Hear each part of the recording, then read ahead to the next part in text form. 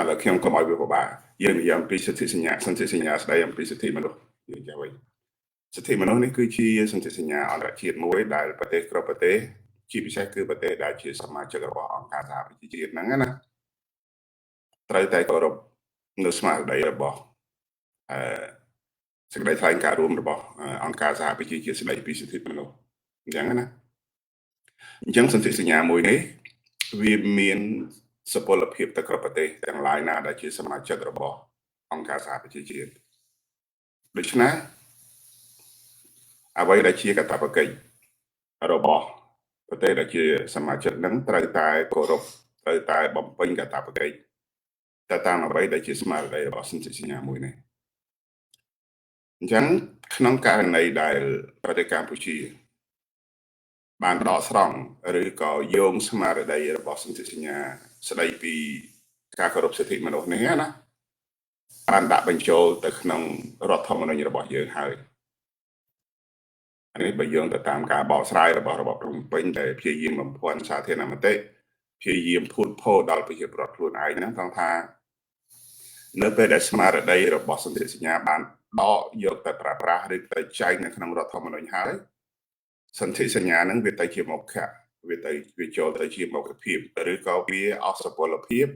ឬក៏វាស្លាប់អាហ្នឹងតាមសម្ដីរបស់ពួកមន្ត្រីរបស់ប្រងពេញណាដូច្នេះខ្ញុំគ្រាន់តែយកហេតុផលហ្នឹងមកពន្យល់និងជម្រាបជូនបងប្អូនប្រិយមិត្តជាពិសេសបងប្អូនដែលមិនទាន់បានអានឬក៏មិនបានយល់អំពីលក្ខខណ្ឌអន្តរជាតិខ្លះខ្ញុំនិយាយនេះសូមទោសផងដែរថាបងប្អូនដឹងអំពីរឿងហ្នឹងក៏ប៉ុន្តែគ្រាន់តែថាកន្លងមករបបក្រុងភ្នំពេញព្យាយាមបំពល់ឬក៏បង្វែរដូច្នេះខ្ញុំត្រូវតែរកលទ្ធភាពណាដើម្បីពន្យល់និងយកវាធ្វើជាហេតុផលនិងអំណះអំណាងដើម្បីជម្រាបជូនបងប្អូនដែលបានជ្រាបតែប៉ុណ្្នឹងទេមិនមែនមានន័យថាបង្រៀនឬក៏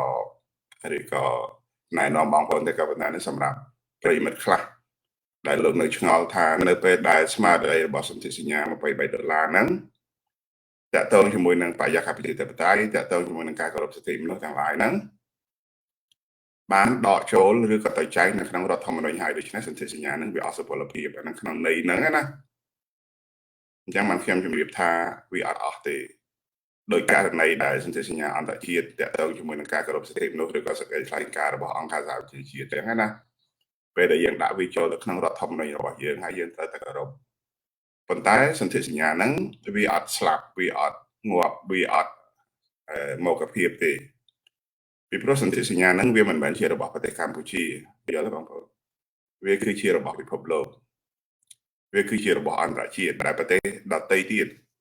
ដែលមានភាគចំណែកនៅក្នុងការផ្ដល់សច្ចាប័នដែលបានចុះហត្ថលេខាលើសន្ធិសញ្ញាទាំងអស់ហ្នឹងណាគេនៅតែគោរពទៅមកអញ្ចឹងណាអញ្ចឹងករណីសន្ធិសញ្ញា$23បើទោះបីជា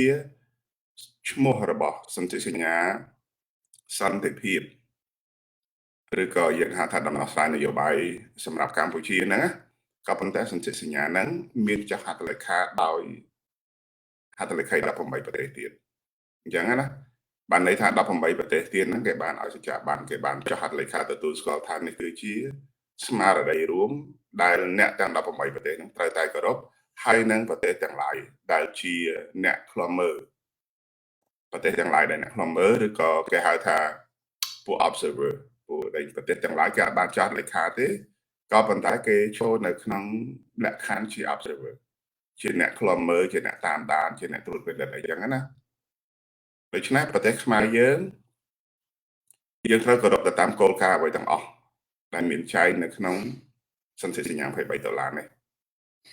អានឹងលក្ខខណ្ឌគឺត្រូវគោរពទាំងអស់ក៏ប៉ុន្តែ